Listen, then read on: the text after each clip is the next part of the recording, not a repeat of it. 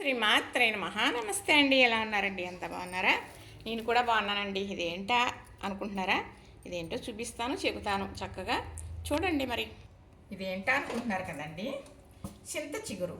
ఈ చింత చిగురు చక్కగా తెచ్చిన తర్వాత కడిగేసానా, వడపట్లో వడబెట్టేసానా, చక్కగా బట్ట మీద ఆరేసేసి ఇంకో బట్ట కప్పేసి వచ్చేసాను మొన్న.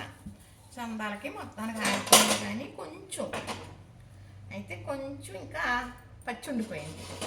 మా వారికి చెప్పానండి నేను, ఏమండి చింతకూర తీసుకురండి చక్కగా. మరి ఇది కొంచెం ఉంచుతాను, నేను పొడం చేస్తానండి, వీడియోలు పెడతానండి అని చెప్పాను. చెప్తే ఎక్కడో పట్టలేదు. మరి చక్కగా ఇప్పుడు ఇది తెచ్చారు కదండి, ఎండబెట్టేసాను. అంటే పచ్చికూర చూపించి మీకు చెప్దాం అనుకున్నాను. చింత చిగురు దొరుకుతుంది కదండి, వస్తుంది కదా, చక్కగా తెచ్చుకోండి. తెచ్చేసుకున్నాను.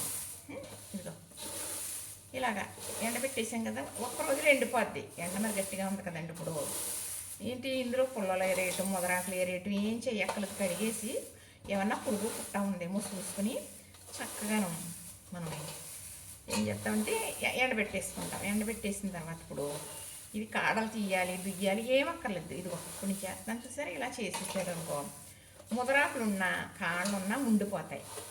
చక్కగా ఈ పొడవు ఒక సీసాలో పోసుకుంటే మనం సంవత్సరం ఏంటండి, ఎన్ని సంవత్సరాలన్నా అలానే ఉంటుంది. ఇది ఒక ధనియాల పొడవులాగా వచ్చేస్తుంది కదా.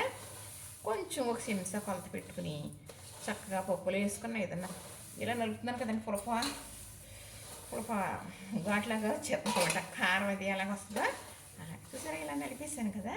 ఇందులో ముదరాకులు అనేది ఉండిపోయి చక్కగా. ఇప్పుడు ఇది నాకు ఇక్కడ గ్యాస్ దగ్గర వీలవుతుందండి సెల పెట్టుకోవడానికి.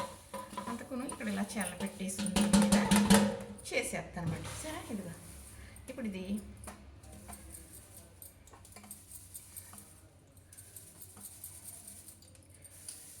చక్కగా కొంచెం ఎక్కువ ఉన్నాం అలా ఇలాగా వచ్చేస్తే ఈ పుల్లలో ఈ ముదరాకు ఉండిపోతుంది. అవి తీసేయచ్చు. మనం ఏమీ పని కట్టుకుని శ్రద్ధగా దీన్ని పుల్లలు ఇవి వేరేసి ముదరాకు తీసేసి చేయనక్కర్లేదండి. చక్కగా ఇదిగో ఇంటి పండుగలు ఫ్రీగా తిరిగేస్తుంది చూసారా. ఎంతో రాదని చెత్త ఇదంతా కూడా నలిగిపోతుంది శుభ్రంగా. లేతది అనేది మొత్తం ఎండిపోయి ఇలా పొడివైపోయింది చూసారా. ఇదిగో ఇంకా ముదరాకు బాగా ముదరది అనేది మనకి ఏం పొడవు అవ్వకుండా అలా ఉండిపోతుంది అనమాట. ఇది మంచి ఆకండి, పుల్లటాకు. తెల్లటాకు అయితే తెలుపు చిగురు అయితే పులుపు ఉంటుంది, ఎరుపు చిగురు అయితే కొంచెం వగరు ఉంటుంది అన్నమాట. చక్కగా ఇలా నలిపేసుకోను.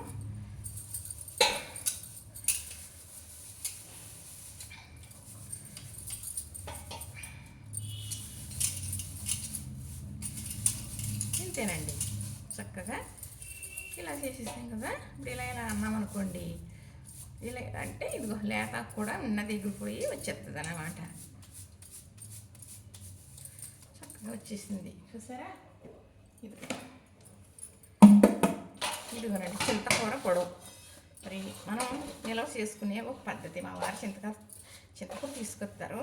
మీకు చక్కగా వడలు కూడా చేయడం చూపిద్దాం అనుకున్నాను. చూసారా ఎలా ఉంది, కలర్ ఇలా ఉంది కదా. మరి ఎండింది కదండి, మంచి స్మెల్, పులుపు అనేది డెవలప్ ఎక్కువ అవుతుంది. తర్వాత మనం ఎన్నాళ్ళున్నా ఇది ఇంత పొడవు ఉంది కదండి, ఇది కనీసం ఒక 10 కూరలైనా అవుతుంది. చక్కగా సీసా నిండిపోయిందండి చూసారా. చక్కగా ఇంతేనండి.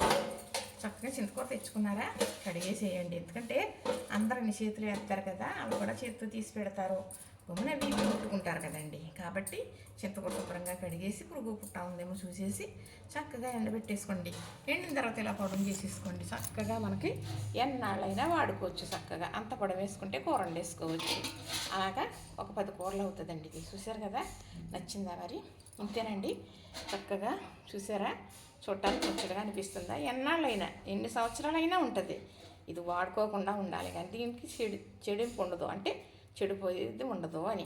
చక్కగా చింతకూర పొడవు నిలవ పూర్వం ఇలా చేసుకునేవారు అన్నయ్యలు. ఎక్కువగా చెట్ల నుంచి కోసుకొస్తే అమ్మ చక్కగా మరి మంచం వేసి, మంచం మీద క్లాత్ వేసి ఎండబెట్టేసి ఇలా నలిపేసి చక్కగా అప్పుడైతే పిడతలండి ఉంటే ఇలాంటి గాజు సీసాలు, ఇలాంటివి కాదు ఇంకొకలాంటి గాజు సీసాలు ఉంటే మట్టి పిడతలు ఉండి అందులోనే వేసి ఉంచేది.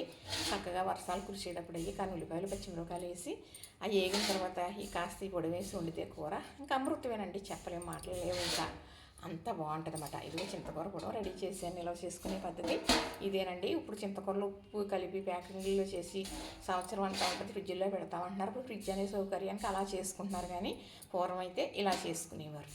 మరి చింతకూర వడలు కూడా చేస్తాను, అదేనంటే చింతకూర బిళ్ళలు అనేవారు. ఒక్కొక్క బిళ్ళ ఒక్కొక్క కూర అవుతుంది అనమాట. అవి కూడా చూపిద్దాం అనుకున్నాను. ఒకవేళ తెస్తే మా వారి చింత చిగురు తప్పకుండా చూపిస్తాను. అవి కూడా సంవత్సరాల తరబడి ఉంటుంది. ఈ 2 పద్ధతులు మాత్రమే పూర్వం చేసుకునేవారు. అదే మీకు నేను చేసి చూపించాను. నచ్చిందా మరి?